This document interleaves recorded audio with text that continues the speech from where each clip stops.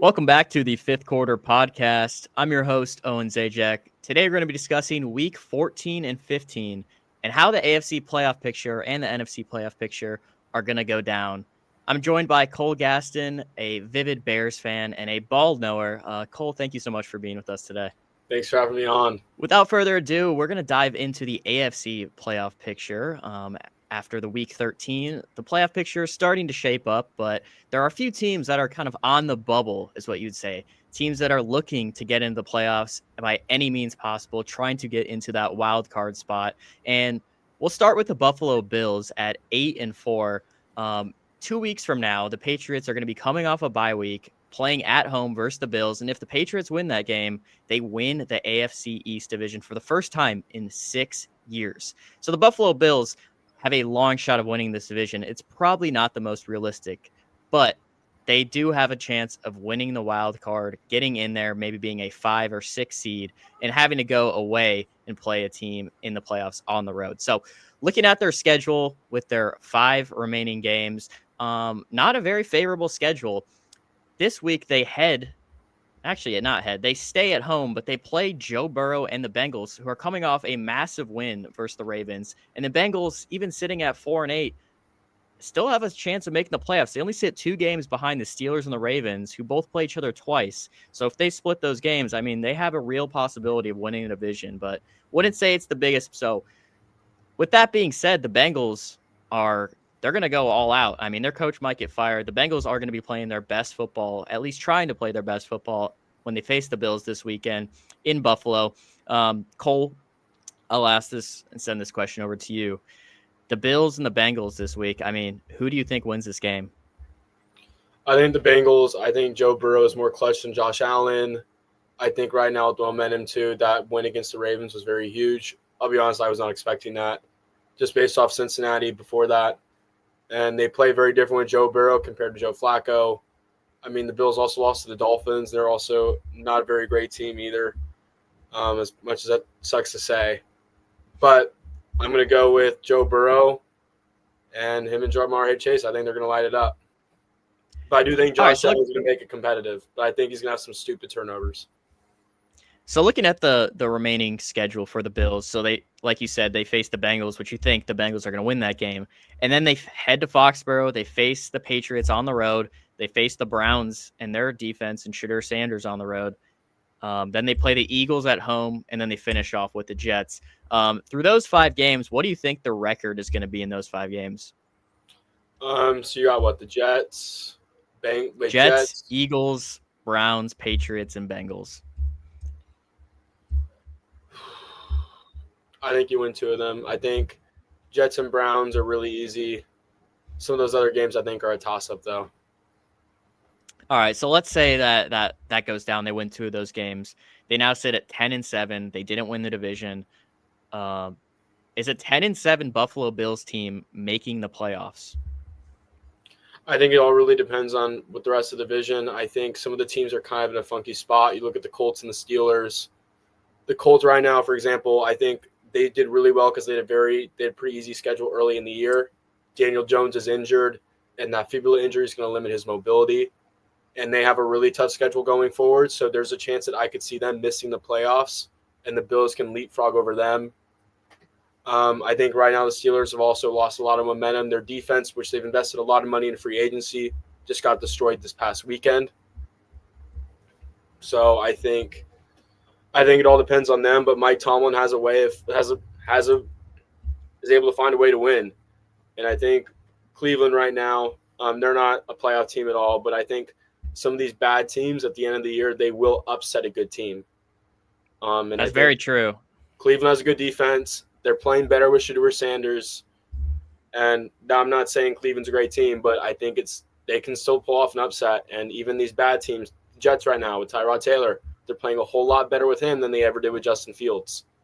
So I think it's the NFL. Things happen week to week that are crazy. No one's really expecting it. So I think it just depends on late in the season, and it depends on how those bad teams develop. So yeah, I 100% agree with that. The terminology goes, any given Sunday, this can happen. And it's not like the Browns are a complete dumpster. I mean, they are very good on the defensive side of the ball.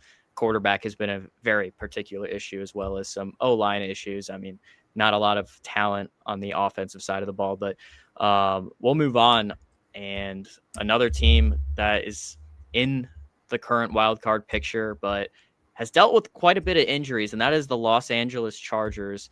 Additionally, they have announced that Justin Herbert has some fractures in his left hand. So not his throwing hand, not the end of the world, but does affect things like handoffs, taking sacks, just kind of minuscule things that maybe you don't think about when you think about a quarterback, but does have an impact on how the game planning and how the play calling goes. But they have an absolute gauntlet. So they sit at 8-4. They're currently in the wild card, like I said, but they play the Eagles on Monday Night Football. Then they head to Kansas City and Arrowhead to play the Chiefs. They head to Jerry World to play the Cowboys, who are very hot right now. Then they head home to face the Texans defense. Like I mentioned, their O-line with their decimal injuries, facing that D-line is a nightmare.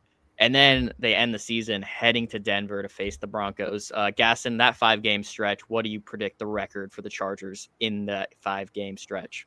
I don't think they're going to win a lot of them. I think all those teams are in a better spot.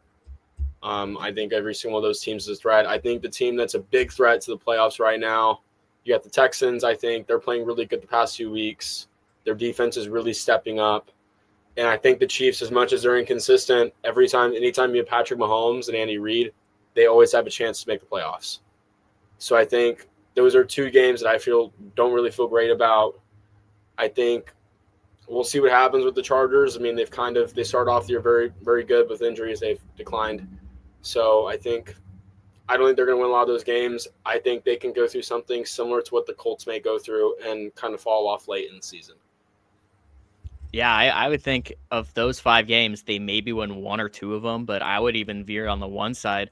I think the Eagles and the Texans would probably be their best opportunities, but the way that Philadelphia's currently been playing, I think they have a real chance of winning that. But again, their offensive line going against Philly's D line, another weakness on strength, I should say, as well as the Texans, the same issue. So, I think they might sneak out a win in one of those games. But again, if they go and they win only one of those games, they finish at 9-8. I don't think they're going to make the playoffs with that type of record in this conference. But with that being said, let's talk about a team that was dominating in the first half of the year and has kind of slipped off as of recently. They were tied for the number 1 seed, were the number 1 seed for a while, and now they have lost the division lead and are now currently a wild card team, and that is the Indianapolis Colts. They sit at 8-4, which is a pretty good record, but the Jacksonville Jaguars are also 8-4, won a head-to-head matchup, have that tiebreaker over them as of current, as well as having the Texans at 7-6, just 1 game behind them. So we talk about the Colts, Daniel Jones resurgence, Jonathan Taylor, but they've kind of cooled off as of lately. The next 5 games, they head to Jacksonville to face the Jaguars. So if they win that game, they'll take back the division lead, will help a lot. But if they lose it, major implications on the playoff seeding. After that, they head to Seattle to face a very good Seahawks team that sits at 9-3. Then they play the 49ers at home, a team that's 9-4. Then they face the Jaguars again. Sorry, I thought they played the Jaguars, but they play the Jaguars again, and then they play at Houston. So absolute gauntlet. We're talking about playing 5 teams that are all, positioned to potentially make the playoffs. 4 of them for those games, teams that are currently in the playoffs. But those 5 games, I mean, where do you see the Colts winning games in this schedule, Gaston? I think they're very similar to the Chargers, ironically. I think they start off really good, but I think teams have kind of figured them out a little bit. I think Daniel Jones' injury, really limits them. Because when you have a quarterback who's known for his mobility and he can't be mobile because he has a feeble issue, that really hinders your offense. And Jonathan Taylor is a great running back, and they have a good team. But some of these other teams have more experience, like the Niners. Everybody on that team has been very experienced. They've been in playoff games, and these games coming up are basically playoff games. Losing a couple of these games, playing that many playoff teams it's a testament to if they're really a pretender or if they're a contender. So continue. I think it's going to be very similar. I think Very similar to the Chargers. I think it's going to be a very similar situation. Very similar teams, in my opinion. Not necessarily in how they play, but the state their team is in, like in the midst of the AFC. Yeah, I think in that 5-game stretch, they're probably going to go 2-3. They'll take one of the 2 games versus the Jaguars, and wouldn't be too surprised if they got a massive win over the Seahawks, and if they could really get to the offensive line of the Seahawks, get Darnold under pressure, under blitzes, limit JSN's impact. I think that's very, very possible now having Sauce Gardner to cover a receiver like that. But another team in their division, the Houston Texans, a team that started off the year, I believe, 0-3. Am I correct on that? Yes. So went from 0-3, are now 7-5. Their defense is playing lights out under DeMeco Ryans.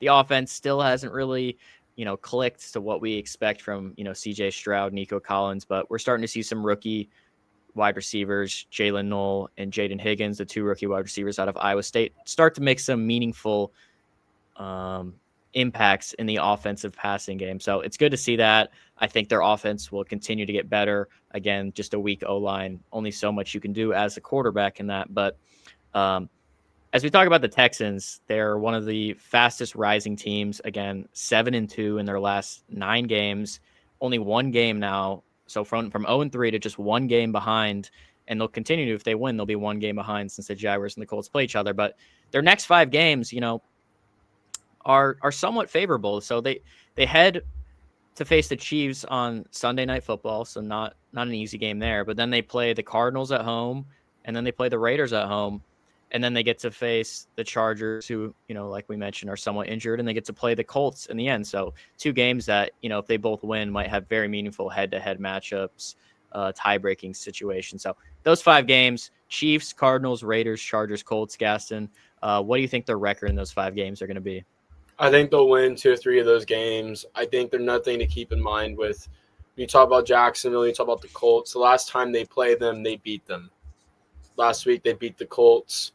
And they also, whenever they had their backup quarterback, Davis Mills, they had a comeback win against the Jaguars. So I think that's something to take note of.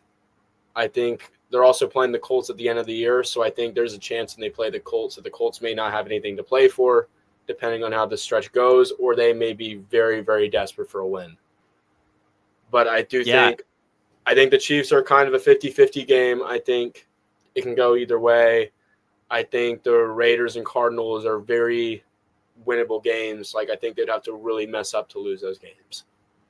Yeah, I think for sure you can pen in a win for the Cardinals and the Raiders games, 2 teams that are just absolutely slumping. And then the Chiefs, it is a strength versus weakness. Josh Simmons was placed on IR today, weakening the Chiefs offensive line, which has been, kind of okay, mediocre. So again, another strength, their defensive line can really get to Mahomes, but we all know from watching years of Mahomes that it is very hard to bring him down. He's very good with his scrambling, extending playability. But it's definitely potential to win that, but it is very hard to win in Arrowhead. And then the Chargers, with their offensive line beat up, I think they will win that game. And then when it comes to those Colts and Chiefs games, I would probably lean for the other teams, but nothing's impossible, especially the way the Texans have been playing currently. But outside of that, the Pittsburgh Steelers, another team that, like the Colts, was dominating their division for the first half of the season and then just slipped up. The Pittsburgh Steelers sit at 6-6, not in the wild card race, but they're essentially tied, losing the tiebreaker right now. They play the Ravens, who are also 6-6 this week. So if they lose, they will, really be kind of below that wild card on the bubble situation. But the Pittsburgh Steelers sit at 6-6, 5 games left, and a very interesting schedule. I think some good teams, some bad teams. They play, like I mentioned, they play the Ravens this week in Baltimore. Then they play the Dolphins. Then they play in Detroit against the Lions. Then they play the Browns, and then they play the Ravens to end the season. So 2 Ravens games that'll have major implications on trying to win the division. But as a wild card team, they're going to need to win a few more games if they're going to be below the Ravens in the division. But of those 5 games, Gaston, what do you think the record of the Steelers are going to be? I think they can beat the Dolphins. I don't think they're going to beat I think they maybe win one Ravens game. I think with the only thing with the Ravens is they're a very physical team, and they run the ball really well. And last week, the Steelers were not good at stopping the run. So I think that's something to take note of. Who were the other teams they had besides Miami and Baltimore? They play Detroit and they play Cleveland. I think they'll beat Cleveland too. I don't think Cleveland is going to win that game, but also Cleveland's one of those teams I talked about earlier where I wouldn't be surprised if they pull off one of these games last minute and win one. Because it happens every year. There's a team that everybody thinks is bad, and then they end up winning a game that they weren't supposed to win at the end of the season and ends up getting somebody fired. So I think Cleveland, you got to watch out for them. Detroit, I don't really know how to feel about them, especially because they made my predictions look really bad on Thanksgiving. So thanks a lot, Detroit. Seriously, man, I got reminders all day about it, and I was just disappointed. And they didn't play the Giants well either, so I just looked really dumb. But, so yeah, I think the Steelers are going to beat Detroit because Detroit doesn't have Ben Johnson, and the Bears are the best. And I think Steelers will beat the Lions. So, all right. So the last team in the AFC, a team that people are sick and tired of discussing. People are tired of this team in general, and that's the Kansas City Chiefs. We all hate them. No one loves them. But this is a team that has proven their ability to win, especially when it comes to December, January, and even February football. A team that just lost on Thanksgiving, surprisingly. A team that is not trending in the right direction, just lost their rookie first-round left tackle, Josh Simmons, to IR, which means he's going to sit out essentially the rest of the season besides maybe their last week against the Raiders. But the Chiefs schedule, they play the Texans, like we mentioned, on Sunday Night Football, and then they face the Chargers. They face the Cam Ward and the Titans, and then they face the Broncos and the Raiders. Those 5 games, quickly, what record are the Chiefs having in those 5? I think they'll beat the Titans. I could see them beating the Broncos. So Titan Broncos. Who else do they play? Texans, Chargers, Titans. I think they'll beat the Chargers. Texans, I feel very 50-50 about. I think there's a good chance they sneak into the playoff. So I do feel pretty nervous about that. Tennessee's an easy one. Raiders are an easy one.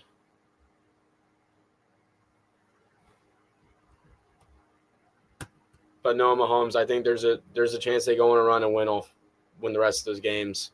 I think they win 3 to 4 of them. Yeah, so bringing it back all the way. So we made our predictions for these next 5 weeks. If those predictions were to come to fruition, we would have the Bills, Colts, Texans, and Chiefs all sitting at 10-7. 3 of those 4 teams will make it. Let's see. The Bills have won the head-to-head over the Chiefs. In this situation, the Chiefs beat the Texans, have that head-to-head. The Chiefs also beat the Colts, have that head-to-head. But if all 4 teams are sitting there, it's going to come down to strength of schedule, and I'm not sure what team has the highest strength of schedule. But if I had to guess, I would probably say the Chiefs have the highest strength of schedule because it's usually based off of last year's rankings, as well as probably the Bills as well. So very interesting to see if we got to see the Bills, Colts, Texans, and Chiefs all sitting at 10-7 for 3 wildcard spots, which team is getting left out of there. But again, not teams you want to face with how much parity there is and how well that the Texans D-line is, how well the Chiefs history and their offense is. The Colts with Jonathan Taylor and their offense, as well as, seeing Josh Allen and the Bills. So none of those teams anyone wants to see, but that is kind of the AFC wildcard watch. A lot of interesting matchups over the next 5 weeks. We'll see how it all unfolds. And, in 2 weeks from now, we'll be discussing again with only 3 weeks to go as it really gets down to the wire. But we can move on to the NFC side of the wild card watch. Maybe probably a better, more loaded, maybe not as quarterback centric as the AFC is, but a conference that it's just so deep this year. So many different changes. You have Sam Darnold with the Seahawks. You have, Brock Purdy, Mac Jones, kind of that 2 QB system with injuries, and the 49ers kind of rising back up, playing through injuries and just somehow finding ways to win. You got the Packers, who some weeks look like the most dominant team you've ever seen, and then other weeks completely play down to their competition and, are farting up eggs on offense. So just a ton of different teams. You also got the Lions, who have kind of fell off, but sometimes they get clicking and have all the skill and position players and, offensive linemen that have one of the best rosters in the NFL, but just can't seem to click when it matters the most. Then you got teams like the Panthers just kind of rising from the ashes, and a bad year to rise up from the ashes, as the rest of the NFC is really good. And then you have a team like the Cowboys, who, we didn't think of anything weeks ago, but have just continued to win games and now are starting to kind of emerge into that bubble. But we'll go back to Sam Darnold and the Seahawks. They sit at 9-3. The Rams also sit at 9-3, won that head-to-head game, but a real shot at winning the division. But if they were to be a wild card team, the next 5 games shape up. They face the Falcons, who aren't a great team, kind of went wire to wire with the Jets this past week. Then they face Daniel Jones and the Colts. They face the Rams again, and then they face the Panthers and the 49ers to end the season. Not a very easy schedule after the Atlanta.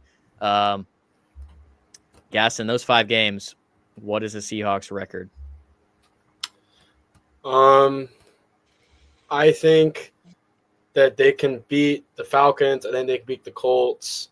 I think they can beat the Panthers. I think the Niners is a toss-up, and I think Sam Darnold's had a great year, but he has a history of struggling against the Rams for whatever reason. And I think that besides that Rams game, Sam Darnold's looked really good all season. And I think right now the Colts are kind of injured. They're kind of banged up. The Falcons are dysfunctional right now. I think they can win those 2 at least. I think the Panthers are very funny because one week they'll play really good, and then they'll play not so good the next week. So I think there's a chance they win that game. Niners are a toss-up, so I can see them winning 2 to 4 games.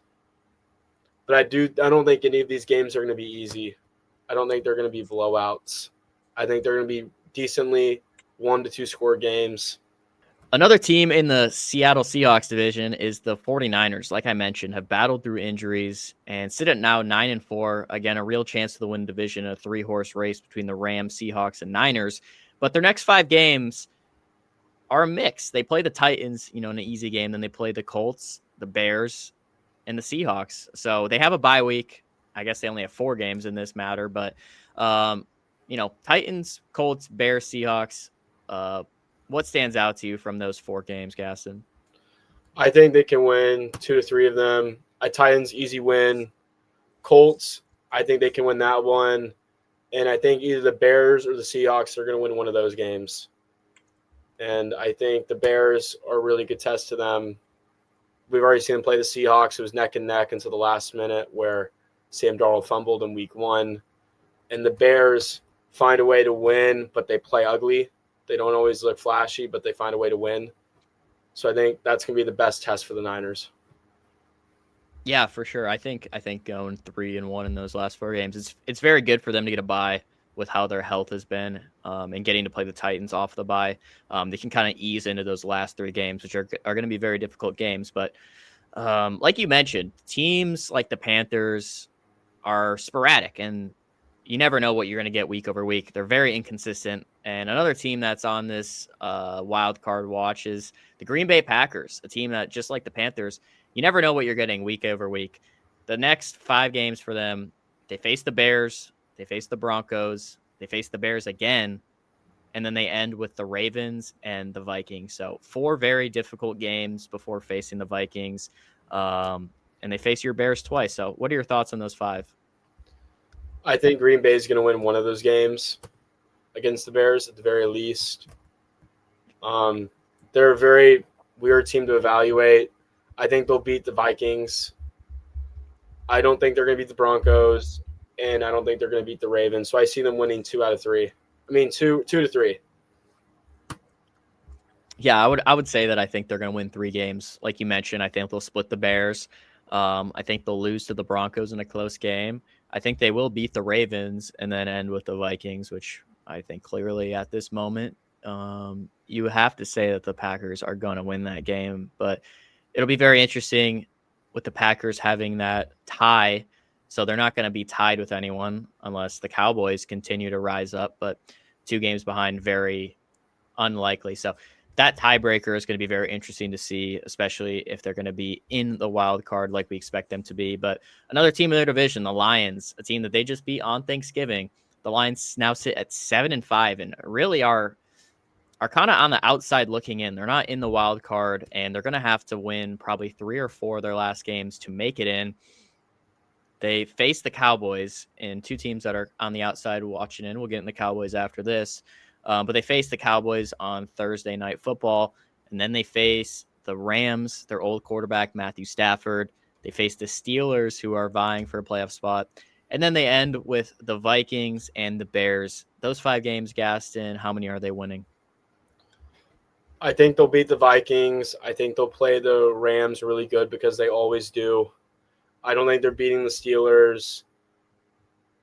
I would say I think they're going to beat the Cowboys, but last week they really let me down by losing to the Packers. And I think the Packers are a much better team than the Cowboys. So, yeah, I don't think think so they're too, making the playoffs. So I think they'll be on the outside looking in. I think they'll have 9 wins. So, yeah, I think they're going to need to go at least 3-2 to have a chance, and that would put them at 10-7, and that might not even be enough in the NFC. But I think they go 3-2. They end up at 10-7, and we'll kind of see how the cookies crumbles when it comes to that strength of schedule. I think it's going to be very important, and there's not as many head-to-head wins, but again, the Packers are going to be above them, and a win over the Cowboys is going to be much needed. So I think it's a must-win game on Thursday, and if they don't win, then I think they can kiss the playoffs goodbye. But we'll move on to the Panthers. We talked about the Panthers, how they are kind of like the Packers, in which some weeks they are amazing, like last week where they go and they beat the Rams, and MVP Matt Stafford caused 2 picks and a fumble off of him. He had 2 picks the entire season coming into that game. So a team that is week to week completely different, don't really have a set identity, but have a very favorable schedule. They only play 4 games. They're also in a bye week like the 49ers. They face the Saints, they face the Buccaneers twice, and they face the Seahawks in their final 4 games. In those 4 games, Gaston, what's the Panthers' record going to be? I think they'll win 2. I think they'll split with the Bucs, and then they'll beat the Saints. I don't think they're going to beat the Seahawks. But, yeah, I think they'll win 2 games out of those 4. Yeah, I'm with you. I exactly like you said, they beat the Saints. They split it with the Bucs. That would put them at 9-8. And sitting at 9-8, they're probably going to be on the outside looking in. So would love to see the Panthers in. I think a fan base that deserves to have a winner. I hope the best for Bryce Young. He got put in a terrible situation from the start. But I just don't see him making the playoffs. Would love to see him in the playoffs. Just don't think it's realistic. But maybe they go on a little run, make it as a wild card. Would be fun to see them. But again, you never know what you're going to get week over week. But getting into the last team, a team that you've heard us talk about, and that is the Dallas Cowboys, a team that has won 3 straight games, 2 over the last Super Bowl champions, and they head to Detroit in a very crucial game this week against the Lions, and what is a must-win for both teams to make the playoffs as a wild card team. But they do only sit a game and a half behind the Eagles for a wild card spot, so it is not out of the question that they might have an easier shot of winning the division, but they do not play the Eagles again. So they have 5 games left and quite a favorable schedule. They play the Lions, like we mentioned. Then they play the Vikings. They play the Chargers, the Commanders, and the Giants. A very favorable schedule. But again, they must win on Thursday. Those 5 games, Gaston, what do you think the Cowboys' record is going to be? I think they'll go 2-2. I think they'll beat. Actually, yeah, I think they'll beat the Vikings. I think they'll beat the Giants. So 2-3, actually. I think the Lions could beat them. But again, the Lions have kind of been inconsistent to me. I don't think I think there's only 2 guaranteed wins. Actually, no, 3. Oh, my bad. Scratch that. I started for a minute. I think they're going to win 3 of those games. I think they'll beat the Vikings, Commanders, and the Giants. Those are 3 very vulnerable teams right now. I don't know how to feel about them against the Lions and the Chargers. We'll just see how banged up they are by the time they play them. But I think they'll win those 3 easy games. Kind of be on the outside looking in, very similar to the Panthers and the Lions. So if these predictions went as we predicted them, and it's the NFL, you never know what you're going to get. This could completely blow up in 1 week, depending on some crazy upsets by the Browns or the Raiders. You never know what's going to happen. But say it goes like we mentioned, you would have the Seahawks sitting at 11-6, the 49ers at 12-5, and the Packers at 11-5-1. Those three teams head into the playoffs. The 49ers would sit at 12-5 as the 5 seed, which is unbelievable, assuming the Rams, close out the division and win it. The Seahawks would be the 7 seed at 11-6, and the Packers would be at 11-5-1 as the 6 seed. So the 10-7 Lions missing the playoffs as a 10-win team. It just shows you how deep the NFC is, and it stinks for a franchise like the Panthers, where they're 9-8. I'm not saying 9-8 deserves to be in, but it is just shows the detriment of how much parity there is in the NFL this year, and especially in the NFC for teams that don't have maybe the most skill at quarterback position, like mentioned. But very interesting. Just kind of discussing how the wild card watch goes, but we'll move on to the next topic, and that is kind of how the seeding is going to go in the playoffs. So we'll start with the AFC, and there's 2 favorites in the AFC, and that's the 11-2 New England Patriots and the 10-2 Denver Broncos. Broncos with a win this week would basically be tied at 11-2. While these two teams do not play each other head to head, the Broncos will have a strength of schedule tiebreaker, just having a more difficult schedule than the Patriots. If the two teams were to tie with the same record, maybe it's 14-3, they're both 13-4, whatever the case may be, the Broncos would have the 1 seed. So looking at the rest of the season, Gaston, Patriots and Broncos both vying for the 1 seed. What are these two teams? Which one is going to end up with the 1 seed? I think it's going to be New England. I think they're a better team. I think it's funny. This past week, you had 2 teams play, teams who are very depleted. I thought the Patriots looked a lot better against the Giants than the Broncos did against the Commanders. And I think the Broncos also hardly beat the Giants earlier this season. I just think the defenses for both teams are good right now, but I think the offense is much better in New England. I think New England's going to be the number 1 seed. That doesn't mean it's going to translate to the playoffs, and I think they're a Super Bowl, or they're going to be in the AFC Championship. But I do think they'll be the number 1 seed.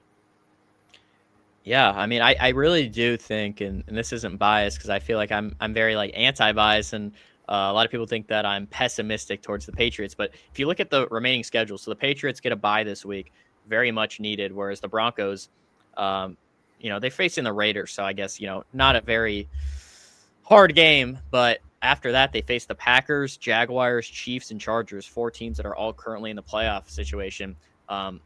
That is a completely different schedule, whereas, the Patriots, like I mentioned, they get that bye week, and then their 4 remaining games, they do face the Bills and the Ravens, but then after that, they face the Jets and the Dolphins. So I think just based off looking at the schedule and the way the Patriots have been playing, getting some extra rest, and just the toughness instilled in them, the belief, how young they are, and really buying into that culture, I do think the Patriots will probably finish 1 game ahead of the Broncos, get that first round bye, get the number 1 seed, and then, we'll face probably either the Steelers or Ravens, whoever wins that division, maybe even the Bengals, or whoever the 5 wild card is facing that 4 or 5 seed. So I really just do think that based on how the schedule looks and the way the teams have been playing, that the Patriots will finish not having to face a juggernaut at the end of the year like the Denver Broncos schedule is shaping up to be. But on the other side, in the NFC, it's a little bit closer, you could say. So the Bears sit at 9-3, and the Rams also sit at 9-3. The Seahawks also sit at 9-3. The Rams have the tiebreaker over the Seahawks for now, playing the 1 game head to head, getting the win over the Seahawks, and the Bears simply have the 1 seed over the Rams just from a strength of schedule, like mentioned. So a lot closer in this instance. You have 3 teams that are 9-3, and then you have a team at 8-3-1 and a team at 9-4. So looking at the NFC, who do you think is going to get the 1 seed? Is it going to be your Bears, Gaston? I don't think it will. I think they'll probably be second or third. I think it's going to be the Rams. I think they have a much favorable schedule. They play the Lions, Cardinals, Falcons. Oh, Cardinals twice. I think those are much more winnable games. Whereas the Bears, I think they're going to split against the Packers. And I don't know. I think they'll beat the Lions, but I do think the Rams are going to be in that number 1 seed. Yeah, I would agree with you. I think the Rams have just shown their ability to, I'm not saying they're blowing out opponents, good opponents, but they have what it takes to win close games against good teams. And I think that's very different from winning close games against bad teams or all teams. People want to dog on them for saying, yeah, you only beat the Seahawks by, 3 points and that, Sam Darnold had 4 picks, but that is irrelevant. I think they're just so well balanced. Matthew Stafford, I know he's coming off a rough game, but has had a phenomenal season. They're getting the max contributions they are from their players, and they do have a very young and skilled team. I think if the defensive side of the ball can hold up the way they've been playing, this team is going to be the number 1 seed. And I really think that by the end of the season, they might be tied with another team, but they'll have that tiebreaker based on their strength of schedule. And I don't think it's going to be the Bears in that case. So I think that they win the division, which I think they're going to do. They will be the number 1 seed. And I think, the Rams are just so well balanced on both sides of the ball. And, they're head coached by Sean McVay. I think this team's going to be the number 1 seed when it comes to January and February football. So we've talked about the wild card watch. We talked about who we think is going to be the number 1 seed. But I want you to pick one team in the AFC, your sleeper team, your Cinderella, if you want to call it, for the AFC. Who is that team? I think for the AFC, I would say the Chiefs, but I think that's a boring answer. So normally I'd say the Chiefs, so I'm going to go with the Texans. I think they're a really sneaky team. I think they have a chance to make some noise and really squeak into the playoffs. I don't think they're a Super Bowl team, but I do think they're a good team. And for the NFC, I think a team that could really make things very interesting is going to be the Panthers. The Panthers, you want to elaborate on that?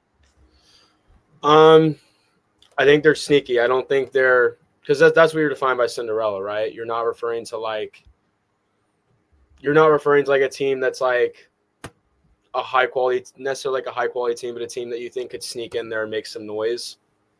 Exactly. I think that kind of fits the Panthers very well. I mean, they beat the Rams really good last week. And Bryce Young is starting to string together some really good performances. He set a franchise passing record 2 weeks ago. And along with that game, and then he had that game against the Rams. I think out of all the teams in that division, in that conference, I think they're my best pick for a sleeper team. Yeah, I mean, on the AFC, I think you hit the nail on the head. I would pick the Chiefs. It is kind of boring or whatever, but I mean, this team I think is going to go on a run here at the end of the season, finish out 10-7, sneak in the playoffs, and make some noise. Has a real potential to win the Super Bowl. But also the Texans. If the Texans can wake up on the offensive side of the ball, if CJ Stroud can get the ball out quickly before the O-line disintegrates before him, like Thanos snapped his thumbs, I think they got a real potential to make some noise and make it to the AFC Championship. But on the NFC side of the ball, I will defer from you. And I think the San Francisco 49ers have a real potential to go all the way to the NFC Championship. And you might be saying, oh, and this team's 9-4. How are they a sleeper? This team's third in their division, okay? If they don't win some of these head-to-head matchups in the last final weeks, they're going to have to play from a wildcard team. They're going to have to play on the road in the playoffs.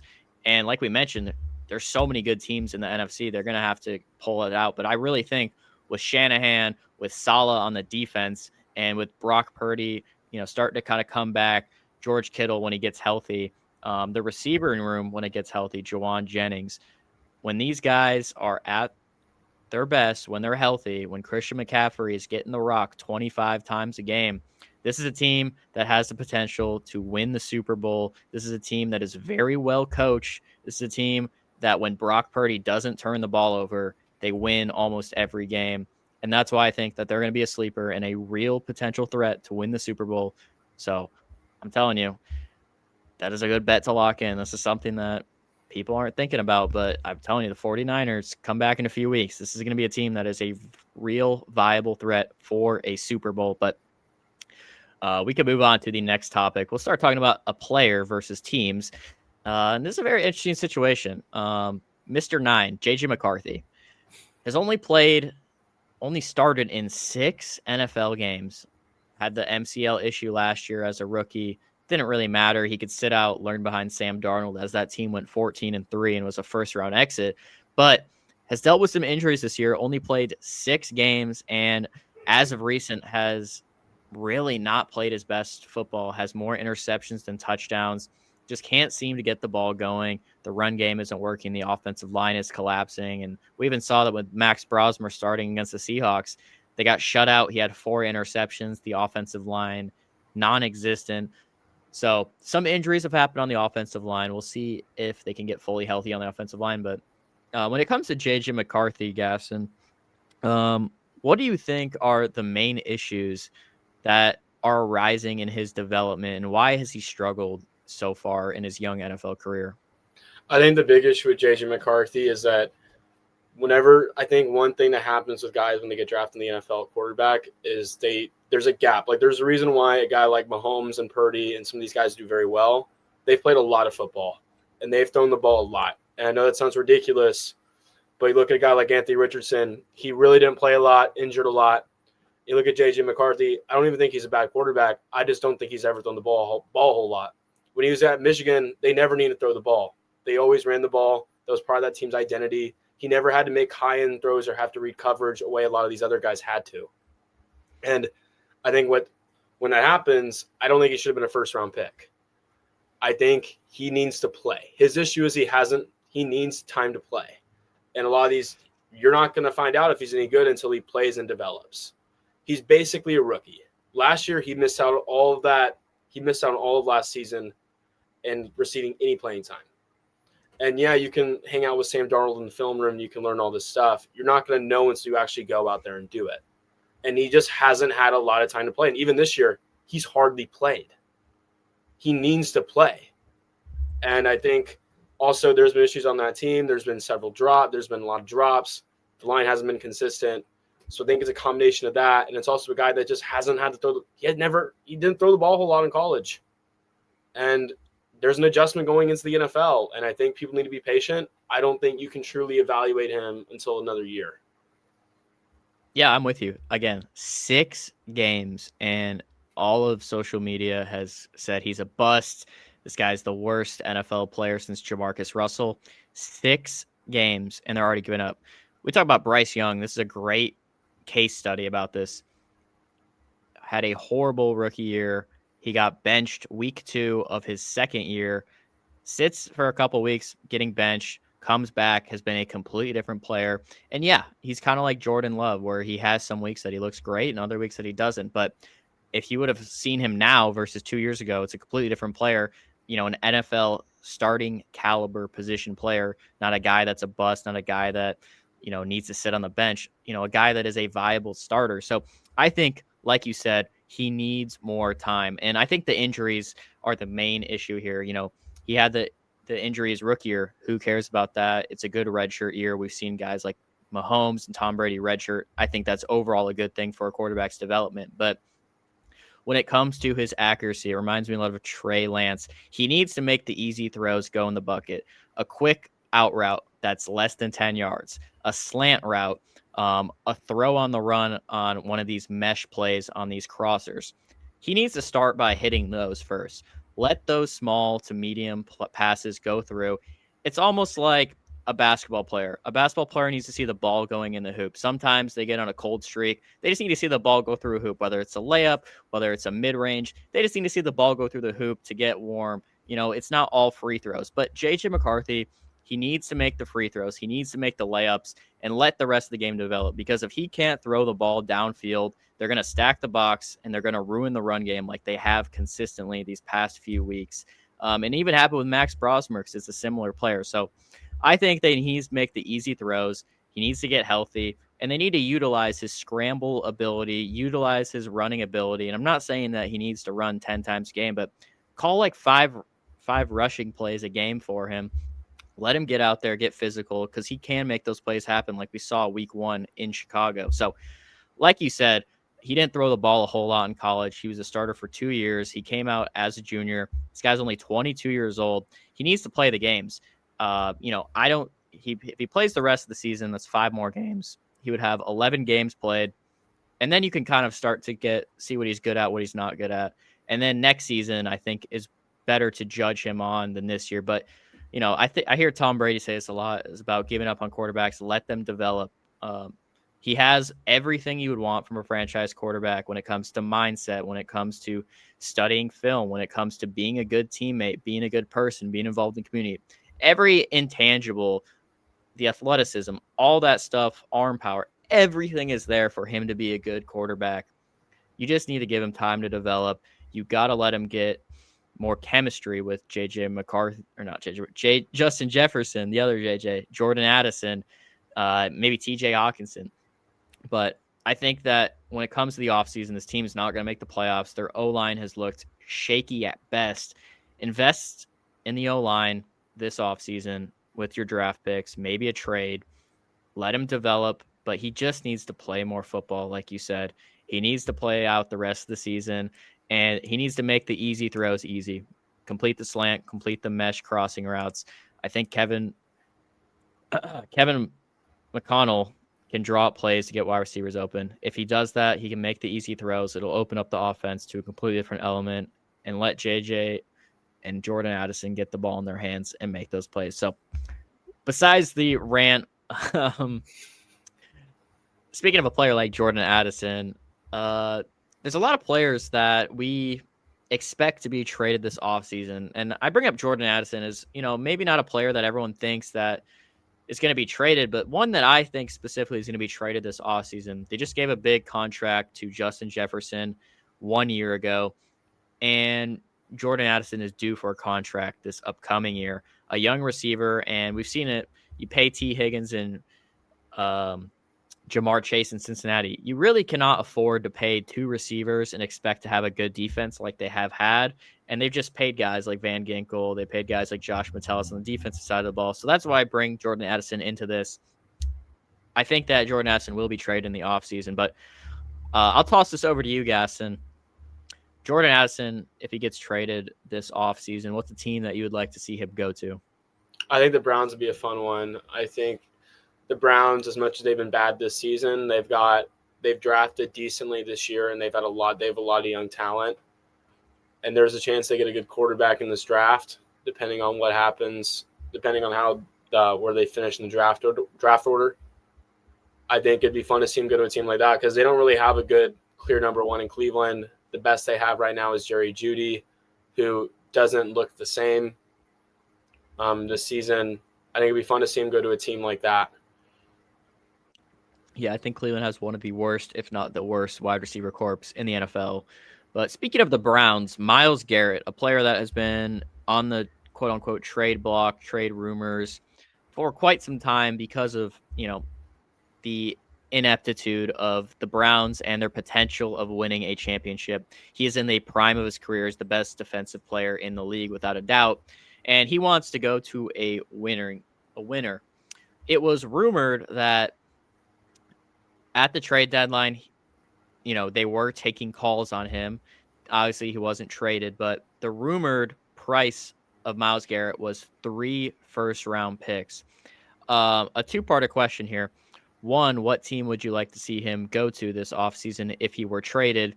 And 2, would you trade 3 first-round picks for Myles Garrett? I wouldn't. I think he's an elite defensive end, and he's one of the best players in the league. But when you trade away 3 first-round picks, you're trading away your future. And as we've seen, ironically, with the Browns, right, when they traded all those picks for Deshaun Watson, if that player you work out for gets injured or things don't work out, you don't have your first round pick, you lose your security. First round pick's like a security net. That's why you have the draft. And I think investing in something in the short term is not necessarily the best in the long term. I kind of like him in Cleveland. I think they got a good defense. I don't think Cleveland is as far off as people think they are. I don't think they're a playoff team this year, but I do think they have a good general manager. And before Kevin Stefanski, Cleveland never even sniffed the playoffs.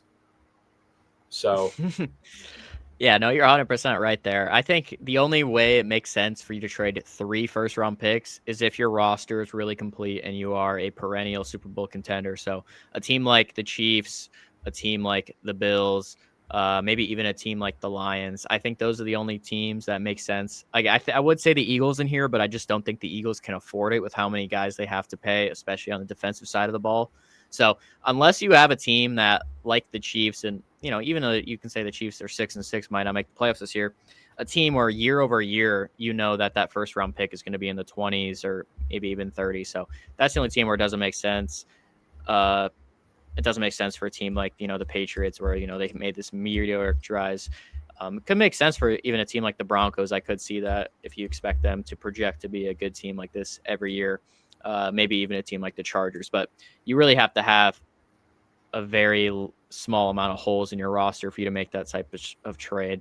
So we'll talk about another player here, a player that we all expect to be traded, probably the number one name on the list of players we expect to be traded. He's made it very clear on social media that he dislikes playing for his current team that just came off of a Super Bowl win, and that is wide receiver A.J. Brown. Someone that I expect the Patriots to go for. A.J. Brown grew up a Patriots, a Tom Brady fan, played with Mike Vrabel and loved him in Tennessee.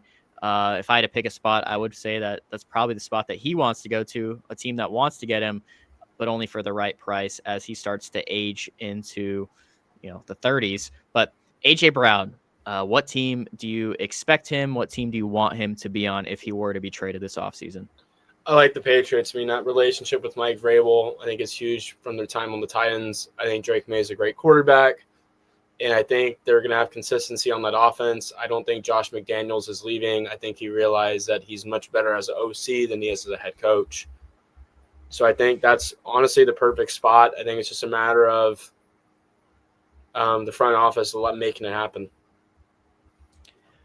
Yeah, I think for sure that's easily the number one spot that he would want to go to if he were to be traded, just because of he loved the Patriots growing up. They are a good team and a Super Bowl contender probably next year, and he has his old head coach. All the pieces of the puzzle are there for him to be a Patriot. But we'll talk about another defensive player, and that's Maxx Crosby. I know you brought this up. Sitting on the Raiders, it's like the Bugatti on the poverty house.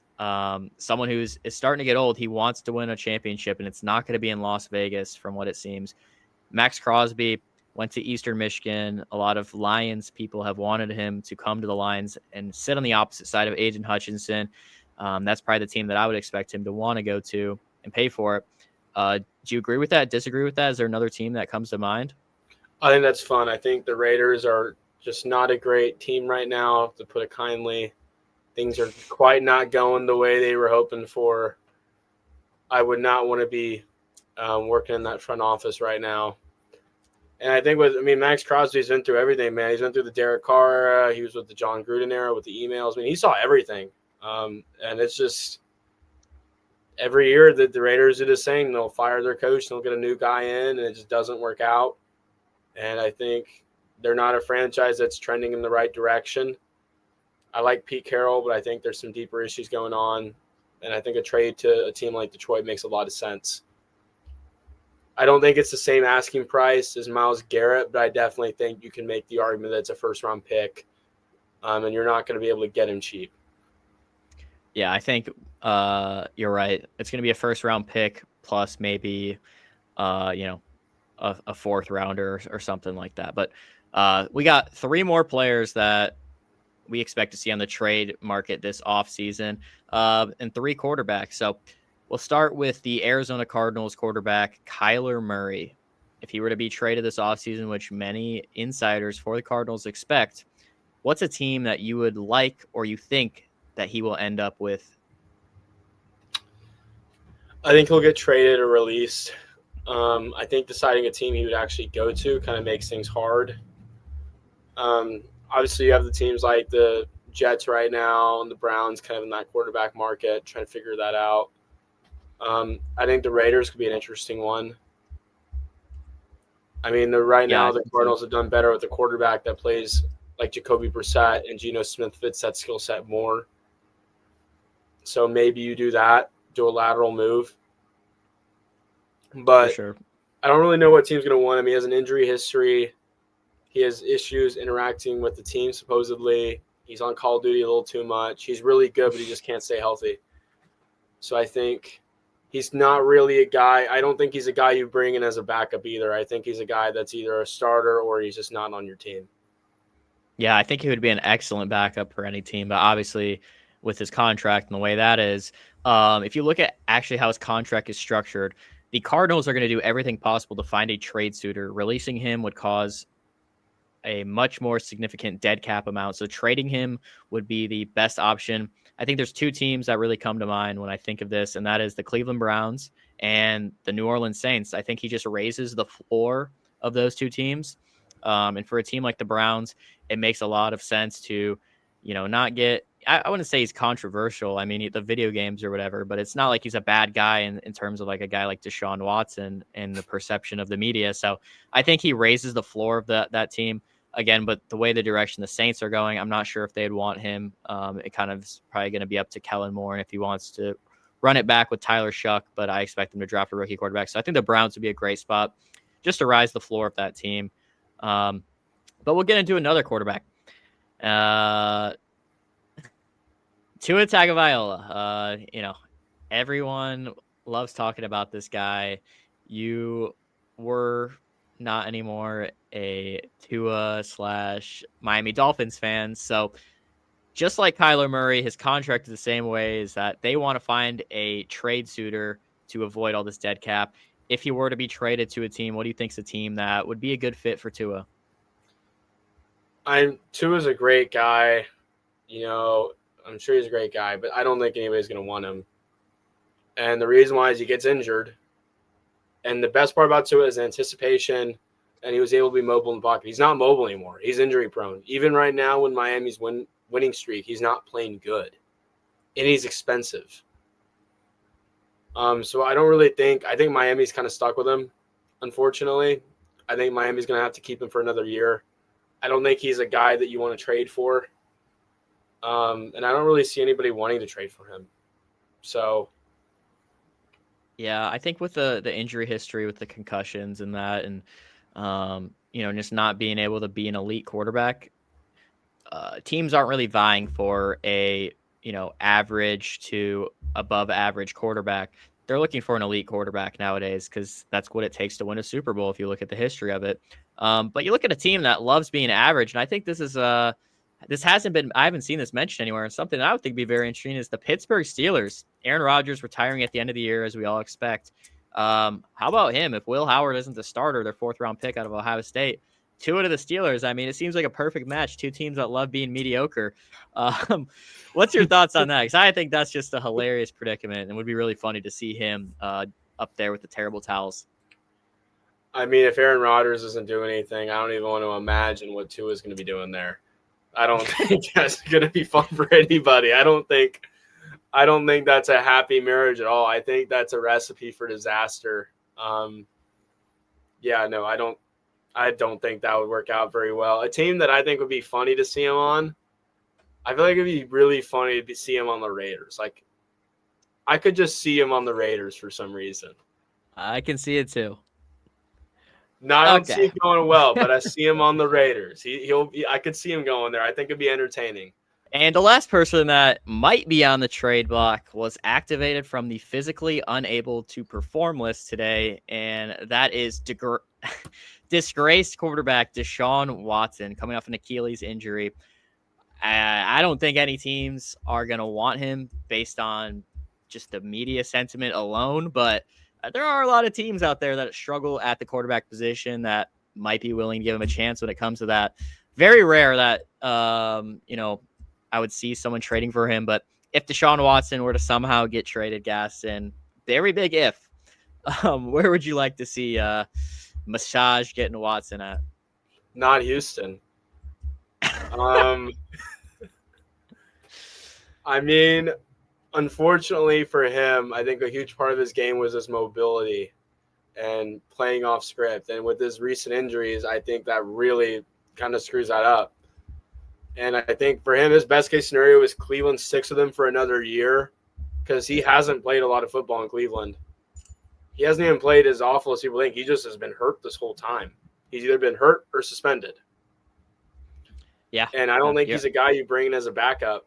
So I think if he doesn't, I think maybe he's a guy you have on camp. But even then, I don't think you want to bring him into your locker room or your quarterback room to be a backup. I think he's one of those guys that's either a starter or he's just not playing. Yeah, I'm with you. I think just the media sentiment alone, it's not worth having him as a backup. He has to be the starter if you're going to do that. And like you said, his mobility, how is he going to come back from injury? He didn't look great last time. And, maybe he really needed those massages. Maybe they were doing more than, just getting down there. So I really think, this guy needs his massages to be at his best. Bring back the massages. Bring back Deshaun Watson because just make them consensual. Yeah. Make them consensual and nothing. Keep the massages above the belt because this guy needs it. I mean, he has not been playing good football when he was on the Cleveland Browns, and he wasn't playing too much football for them. But that's all for the trade market this offseason. I expect to see a lot of moves this offseason, but we'll dive back into the playoffs, and we'll do a little segment called Contender or Pretender. We'll start with the AFC East. All you need is one-word answers on these, Gaston. Contender or Pretender. We'll start with the 1 seed, New England Patriots. Contender. Denver Broncos. Contender. Jacksonville Jaguars. Pretender. Baltimore Ravens. Pretender. LA Chargers. Pretender. Indianapolis Colts. Pretender. Buffalo Bills. Contender. All right. Let's get into the NFC. Actually, I take that back. Bills are pretender too. All right. Let's see if you're more lenient with the NFC. Chicago Bears. Contender. LA Rams. Contender. Philadelphia Eagles. Contender. Tampa Bay Buccaneers. Pretender. Seattle Seahawks. Contender. Green Bay Packers. The biggest pretenders. San Francisco 49ers. Contenders. At least you gave some more leniency on the NFC side. But as much as we want to talk about the good teams, and yes, it's more interesting with playoffs and whatnot, let's talk about the bad teams. Bad teams need some love too. And there are some teams that after this year, they're going to need to blow up their team and just need to rebuild. I think one team that everyone thinks of when they come to this is the Miami Dolphins. So Miami Dolphins, we'll keep it short, but what do you think are the main things that the Dolphins need to do this offseason to blow up and rebuild? Fix their offensive line and get a new quarterback. How about the Atlanta Falcons? Start from scratch. You invested into 2 quarterbacks and both of them didn't work out. When it comes to a player like, let's say, Drake London, are you keeping him on the team during this rebuild? I'm trading him for picks. What about Bijan Robinson? You got to keep him. All right. How about a team like we mentioned earlier with Kyler Murray, the Arizona Cardinals? I think this is a team that a lot of thinks needs to blow it up, make a QB change, rebuild. If you were going to rebuild the Cardinals or retool, as some might say, what are you doing if you were the Cardinals general manager? I'm getting a new coach, and I'm keeping Kyler as the starter, but I'm getting a new guy in the wings.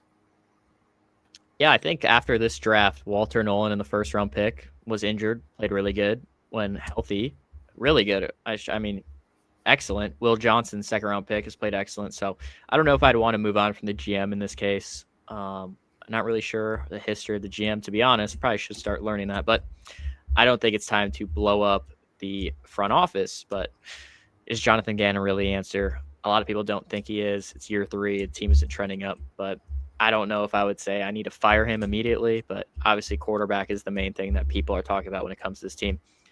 Is there any other teams, Gaston, that you think need to blow it up and rebuild?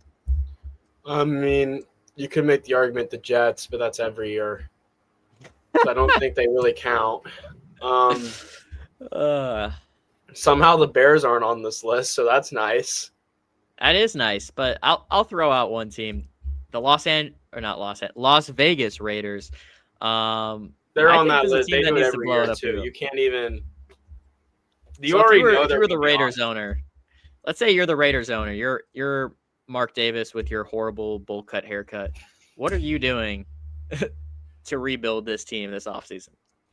Getting a new haircut before the press conference. And then I think after that, keep Pete Carroll. And I think you do exit interviews with everybody and just see what is going on. I've never seen Pete Carroll lose like that. Yeah, I mean, he is in his 70s, so. I mean, he's been in his 70s for a while, I feel like. I mean, he's I don't know. That chewing gum keeps you alive, man. It keeps you young. Yeah, I don't know what the issue is, and I don't know who needs to be fired. I mean, maybe the Steelers are a big one, actually, we could bring up. Depending on how the rest of their season goes. Saw some reports about Mike Tomlin, potentially being on the hot seat, potentially Penn State looking to hire him as a coach and interview him. We'll see how that goes. Very similar to James Franklin. Yeah, so we'll see how that goes. But outside of those teams, I think those are kind of the main teams I would expect to blow it up. Like mentioned, the Jets kind of do that every year. So nothing new. First-year head coach there, as well as the Saints and the Titans have the quarterback. Is more so finding a coach, but they're kind of in that second stage of the rebuild. But that being said, we're going to bring back the quarterback would you rather segment from last podcast. Last podcast, it was Tua, because how can you not talk about Tua and quarterback movement in a would you rather game? This is, again, randomly pulled. Gaston doesn't know who I'm picking, so I'm going to do a would you rather, and then I give what quarterback would you rather have besides this one? The quarterback of this week is going to be Trevor Lawrence. Ooh, that's a good one. Okay, so Trevor Lawrence, would you rather have? And unlike last week, we don't need to do an explanation. We'll make this a quick segment. Just tell me, would you rather have Trevor Lawrence or would you rather have this other quarterback? So we'll do Trevor Lawrence and Jackson Dart. Jackson Dart. Trevor Lawrence or Dak Prescott? Trevor Lawrence. Trevor Lawrence or Aaron Rodgers? Trevor Lawrence. Trevor Lawrence or Jordan Love? Trevor Lawrence. Wow. Trevor Lawrence or CJ I kind of had Stroud? to for that last one. I'm not going to say Jordan Love. All right. Trevor Lawrence or CJ Stroud? CJ Stroud. Trevor Lawrence or Daniel Jones? Daniel Jones. Trevor Lawrence or Baker Mayfield? Baker Mayfield. Trevor Lawrence or Bryce Young? Trevor Lawrence. Trevor Lawrence or Bo Nix? Bo Nix. Trevor Lawrence or Brock Purdy? Brock Purdy. Trevor Lawrence or Mac Jones? Mac Jones. Oh, Mac my Jones God. is a young boy, so I got to go with him. I cannot believe that. Mac Jones listens to NBA Youngboy. This is like John Gruden listening to NBA Youngboy. Will Howard put me on this guy. Legit. That's when you know he's just starting quarterback. It's like, yep, that's what they should get. All right. Well, that's always a fun segment. The Would You Rather. I like that. We got to bring that back. It's a fun one. Glad that we can make it a little bit faster this time. But when it comes to quarterbacks in today's day and age, everyone wants to get an elite wide receiver. They want a wide receiver one. They want a Justin Jefferson. They want a Jamar Chase. They want a CD Lamb. But not everyone has a good quarterback as well as a good wide receiver. So in terms of quarterback wide receiver duos, we always think of Joe Burrow and Jamar Chase. I mean, they were teammates in college. Now they're teammates in the NFL tearing it up. But when it comes to these quarterback wide receiver duos, I want to talk about who's the best quarterback wide receiver duos in the league. Maybe your top three. So if you had to list 1, 2, 3, start with 3, make your way up to 1. Quarterback wide receiver duos, what are the top 3 in the NFL, Gaston? I'd say Darnold and JSN. I think they're a really good duo, especially on fantasy. Drafting JSN was one of the best decisions I ever made this year. I think number 2, I'd probably go Matthew Stafford and Puka. I think that's a really good one. And for number 1, this is going to sound so boring, but Joe Burrow and Jamar Chase.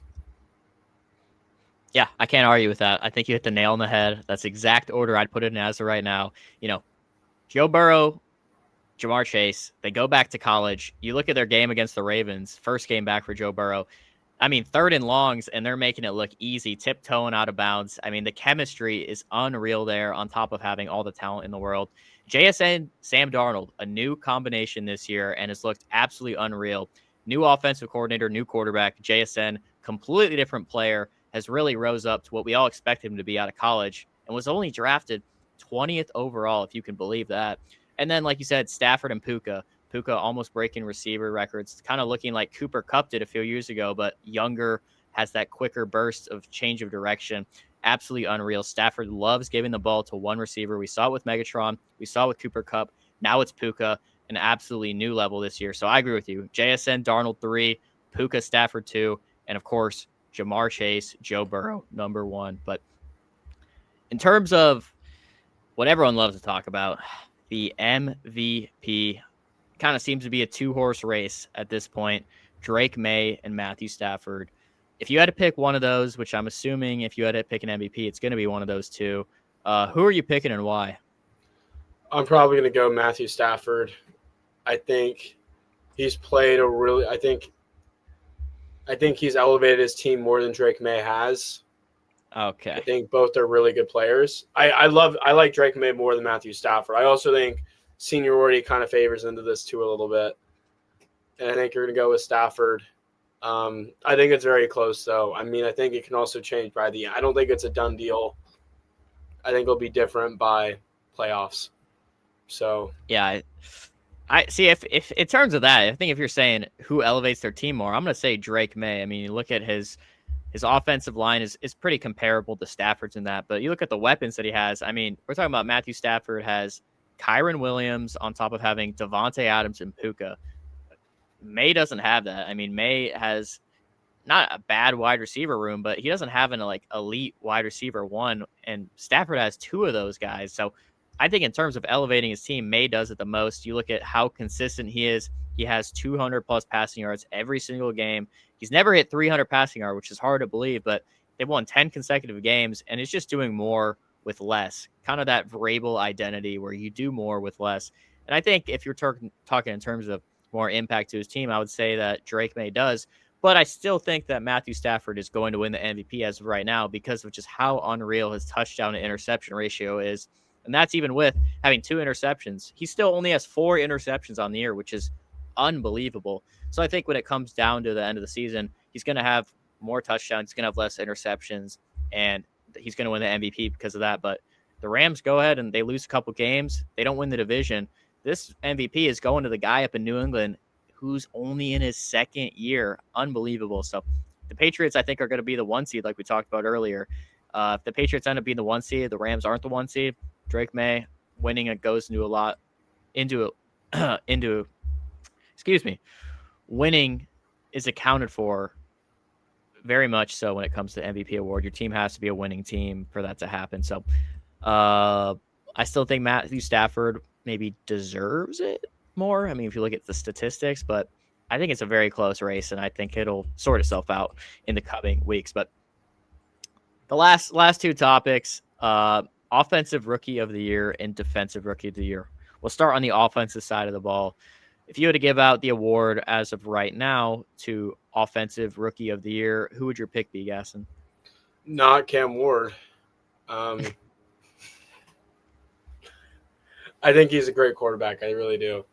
I'm not as well versed in this topic. I think if you're gonna choose a quarterback, I think it's gonna be Jackson Dart's been really good, but he's also been hurt a lot. So who do you have? I'm kind of bad on this one the rookie topic. I don't think there's one dominant guy, but I think there's been a few guys that stand out to me is Emeka Egbuka, Tyler Warren. That's an easy one. Why didn't I say that? That was so easy. Well, I mean, he was very dominant in the first few weeks, but then you have guys that came out like Quinshon Judkins has been surreal. Travion Henderson has been surreal the past few weeks. So, it's not cemented. There's a lot of players that this could be. Even T-Mac up there in Carolina, he's been balling as of lately. So, for a award that usually goes to a quarterback, it doesn't look like it's going to go to a quarterback this year. If it were to be anyone, it would be Jackson Dart. But the way that's been playing recently, not likely. But I'd say Emeka Egbuka is probably the favorite as of right now. But I think it's very much up in the air. It's no clear winner. I would agree. I mean, I think Dart would be the quarterback option, and Egbuka would be the easy one. But I think he's been hurt for a couple of weeks. He's been hurt a couple of weeks this season already, and I think that kind of factors into it. All right, let's go to the defensive side of the ball. Is there a rookie that stands out to you on the defensive side of the ball that you think deserves defensive rookie of the year as of right now? I don't have a candidate right now, but yeah. Yeah, that's fine. I think the Falcons, they're two rookies, Jalen Walker on the edge and James Pierce Jr. Those guys have both been playing pretty well, but unfortunately they're not winning. I saw Carson Schlesinger, the linebacker for the Browns, second-round pick, is the favorite currently to win this award. So not really as much of a major impact in those first selections like we expected from a guy like Abdul Carter, but we'll probably end up going to a first or second-round pick. But that's all for this week's podcast. Thank you so much wherever you're tuning in. We hope to be back with you in 2 weeks. So thanks for tuning in to the week 15 and 14, going backwards on that podcast. We hope you enjoyed. Leave a comment down below, any topics that you want us to cover, anything that you agreed with or disagreed with, and appreciate any support or any suggestions for future content. Huge thanks to Gaston. Gaston, go plug yourself in. Thank you so much for coming in. Thanks for having me on. Go ahead and follow Gaston. His Instagram is @FlyFilms. He does some great work over there. Go mess with him. Shoot him a follow. Shoot him a comment. And thank you so much for tuning in. We will see you in the next episode. Thank you.